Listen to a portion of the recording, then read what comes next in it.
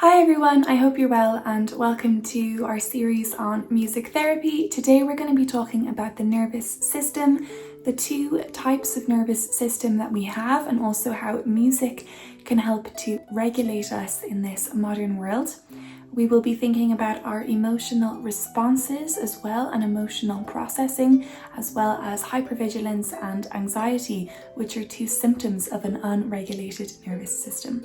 So let's begin. Firstly, what is our nervous system? Well, let's go through the basic layout of it. So our nervous system is our body's communication system.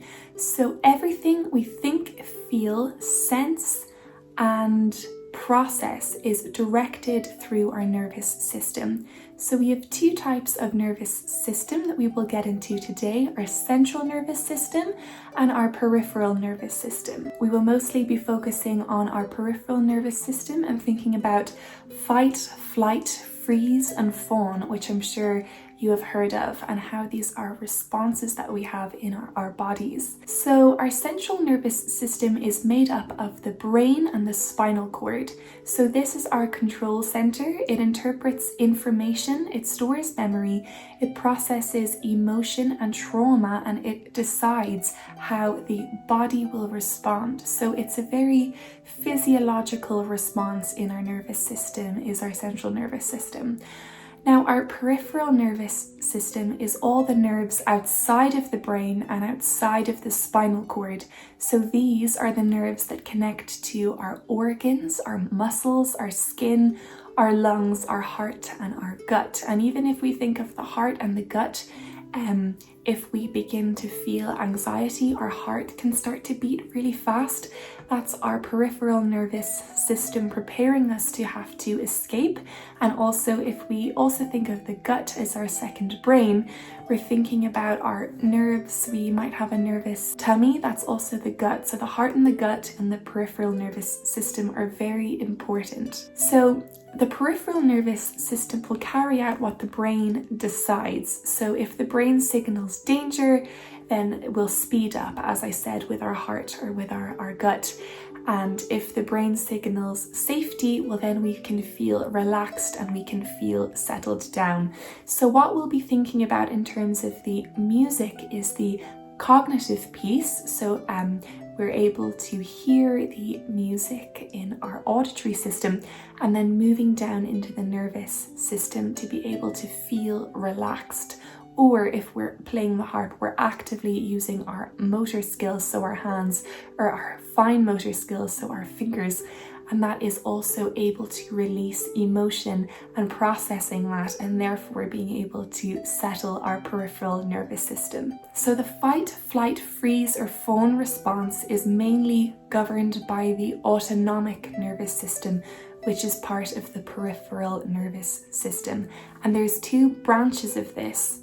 We have the sympathetic nervous system and the parasympathetic nervous system. So don't worry too much about these terms, but the main thing to remember is we have our two main ones. We have our central nervous system and we have our peripheral nervous system. And within this one, the peripheral nervous system, we have our two little branches, which is our sympathetic nervous system and our parasympathetic nervous system. The parasympathetic nervous system is the one that we want to be able to move into. This can happen through the music therapy. So it can be very important also for you as a person either who is using the harp for therapy, or if you are in ministry, to be able to work out what your emotional triggers are, which can activate that sense of anxiety or fear, and then also look at what your response is. So are you a fight, flight, freeze or fawn person? I know for me, I am a fawner, so I'll fawn, and then that means I can be a flight person as well. So I'll fawn and then I'll flee. So I've learned that about myself, and then how I need to react and how to, in therapeutic speak, they talk about if you bend to please. So you can almost think about yourself as a person like this, and if you bend to please, you're actually betraying yourself. So if you want to talk to a person, say like this, and then you think maybe they're mad at you, then you can bend, but then you're not actually able to talk with them because you look like this. So even if you think about your posture, you can become hunched over. If you feel anxious, this is also your body trying to protect yourself, right? And also to protect your nervous system.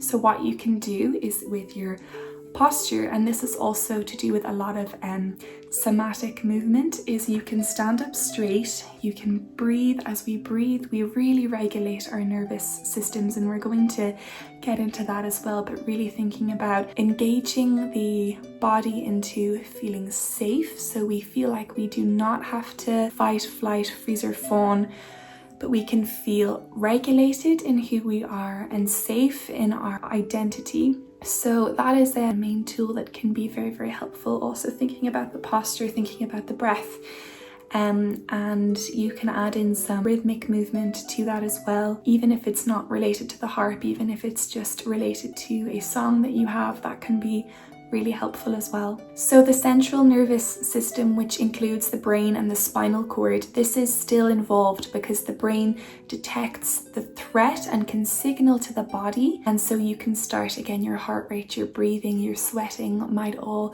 become very, very fast. This is activated by the peripheral nervous system, and it's bringing you into that sympathetic nervous system that you don't want to be in. Therefore, we're really thinking about stopping, we're slowing down, we're going to breathe, and we're going to remember who we are, and we're not going to bend, we're going to stand up straight. And so that is a very important tool in therapy. So again, moving into the two branches of the autonomic nervous system. In the peripheral nervous system, we have our sympathetic nervous system. This is where we do our fight, flight, freeze, fawn. This prepares us to respond to threat and to stress. Our heart rate will rise, our breath will become shallow, we're not able to get into that deep breathing. And also hypervigilance. So hypervigilance is when you're constantly on alert and you can never truly relax. Even if you're sat down watching the TV, you're always aware, you're always worried about what is happening around us, and that is our ancient brain. And also I find what is really unhelpful for that is actually our phones. Whenever we are looking at our phones, and maybe like a horrible newsworthy video pops up on the phone, we are then activating our hypervigilance. We're on high alert, even if it's not real, or maybe it is real but it's not near us. We need to be also very careful, as it also says, to guard your ears and your eyes. And I think that that is very important if you want to be a really wonderful therapist or in ministry, is to really practice on that, to really guard your eyes and your ears so that you are able to protect yourself in a very nourishing way so that you can nourish others. So our parasympathetic nervous system then is our rest and our digest. So this is the nervous system that supports our sleep, digestion, regulation, and our calm. So this is our rest and digest. So this is the part of the nervous system that supports our digestion, our sleep, our regulation, and our calm. So when we work with anxiety, we're able to help us to return to ourselves and to return to our parasympathetic dominance, which is really where we want to live. And also in therapeutic speak as well, you're thinking about your different thresholds. So where are you in your sympathetic versus your parasympathetic threshold? And I mean, maybe an example of this would be you wake up in the morning and there's no milk for your tea. Okay, that's one thing. And you walk out to the car and there's no petrol. Okay, that's one thing. Maybe then you receive an angry email. That's one other thing. And how far does it push you until you're overwhelmed? And when you're overwhelmed, then you're moving and you kind of, you might begin to be a bit snappy with your partner, or you've really moved out of that space, and then you know, I need to help myself to move now back down into my parasympathetic mode, because I've moved so far out, I've moved above my threshold into a sympathetic danger zone, and I need to move back in again. So we can use music as a really helpful tool. Maybe you're just going to sit down, you're going to play your harp for 10 minutes and you're going to relax. When we do move on to trauma and PTSD, that is when you've gone above your threshold for an extended period of time and your nerves are almost shot. So you're actually triggered so much that it's so hard for you to be able to move back into that zone. And so when we work with a lot of patients who have PTSD, it's again actually having to reteach, having to rewire those neurological pathways into safety, which can be very hard if one has PTSD. So let's move on then into the ventral vagal system. So we're thinking about the social connection system. So this is our ventral vagal. So within the parasympathetic system as well, there is a branch which regulates connection. So we're thinking about trust, eye contact, how we feel safe with humans. And you can see this a lot in kids if they're small, the way that they love their mom or their dad. You can really witness that their ventral vagal system is working well. Maybe they meet someone that they're not sure of. You can see it in their body language that they're unsure, and so on and so forth. So this is really observing our ventral vagal system and how this works. So this is known through polyvagal theory. So we're thinking also about music, singing, humming, long exhales. And if you watch a mother and baby, you can see them really working as she'll sing. She might sing like goo goo gaga, and you can see that positive interaction then, and that is the ventral vagal working well. This is to stimulate our systems through the vagus nerve. So if we think about again our parasympathetic system, we're thinking about the dorsal vagal. So if our body was to shut down, we have numbness. Also disassociation is one as well. So that's one way that the body will use a self-protective mechanism, is to just shut down. And you can see this also in the body language, and also just even to be able to respond. If I get really exhausted, I know I kind of shut down and I'm not able to respond, or I'm not able to interact. And again, then you're thinking about your freeze or your fawning to then flee. So it's really interesting to think about all of these ways that our body has learned how to interact with our souls and how to interact with people. And really all it wants is for us to feel regulated and safe, but we can also help it on its way as well, and music is a very helpful way. So our goal is to give our body enough signals of safety that it feels okay enough to relax and regulate. So what is music's role in this interaction? Well, music affects our physiology as well as our emotions. So slow rhythm, predictable pattern, a soft tone and repetition can really shift the nervous system towards safety. So the harp can be really unique in this as well, thinking about resonance, especially those lower tones can signal calm. Singing, humming, long notes lengthened with exhales. So if we do our breathing exercises with the harp, can also support parasympathetic activation. Hypervigilance makes it really hard for the body to regulate when our nervous system is in an alert mode. Our emotions tend to sit very near the surface, as we said, with our thresholds. If you feel even one then small thing, you just feel triggered into the unknown, and we really don't want to be there. And if you feel jumpy or overwhelmed, we are prioritizing survival mode instead of balance, and we want to live in balance.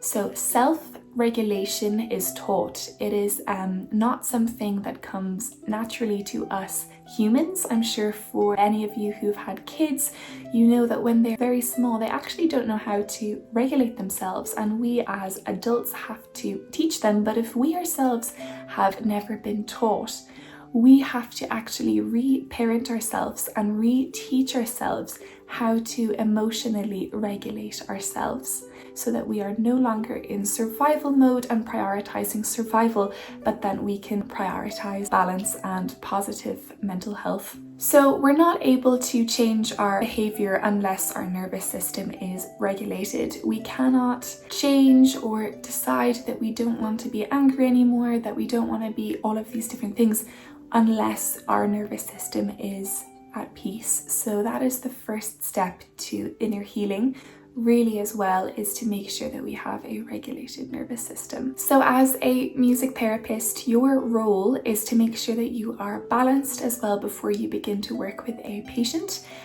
This is because transference and counter-transference is a really interesting part of music therapy, and really what that means is that we absorb other people's emotions, especially as empaths, which a lot of music therapists are, and actually your nervous systems with someone else can communicate to one another without you even cognitively realizing this. And this can happen if you sense someone is very nervous or very angry. You might feel a little bit unsure of them. You might begin to feel uneasy. That's your nervous system reacting to somebody else's.